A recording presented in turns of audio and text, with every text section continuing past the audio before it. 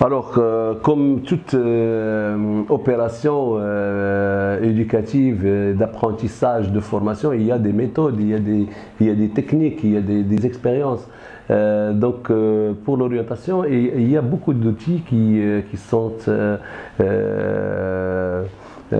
utilisés pour aider l'élève à se repérer, à se positionner, entre autres les tests psychotechniques, les batteries de tests, etc., les entretiens directs avec le conseiller psychologue, parce qu'en France, on a les conseillers psychologues, parce que c'est des gens qui ont fait de la psychologie, qui ont une licence en psychologie, et après ils sont dans une formation pour obtenir un diplôme de conseiller en orientation psychologue. Et donc la psychologie, c'est le socle de l'orientation. Donc quand on a affaire à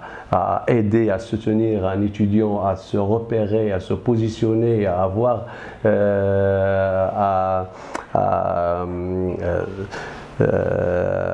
à retenir ou bien à ancrer dans son esprit ce qu'il est, ce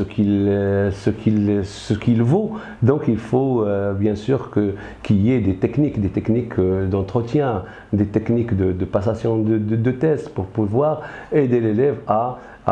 connaître son profil, à connaître ses atouts, à connaître ses performances, à connaître ses compétences et bien entendu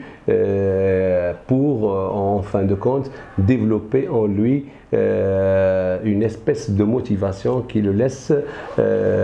continuellement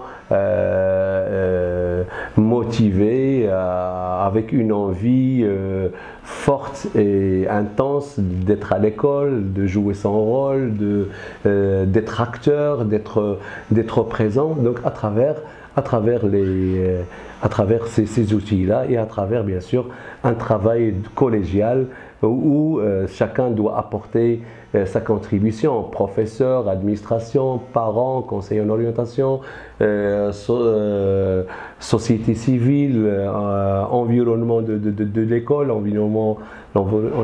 direct et indirect. Donc tous ces acteurs peuvent apporter beaucoup de choses à la sociabilisation de l'élève. Pourquoi? Parce que dans le primaire et dans le collège, on travaille beaucoup plus en orientation, la sociabilisation, la motivation, la connaissance de soi, pour que l'élève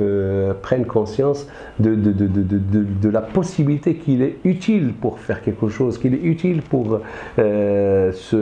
évoluer dans la société, avoir sa place dans la société, pour apporter lui aussi la pierre à l'édifice de son pays qui est le développement social, économique.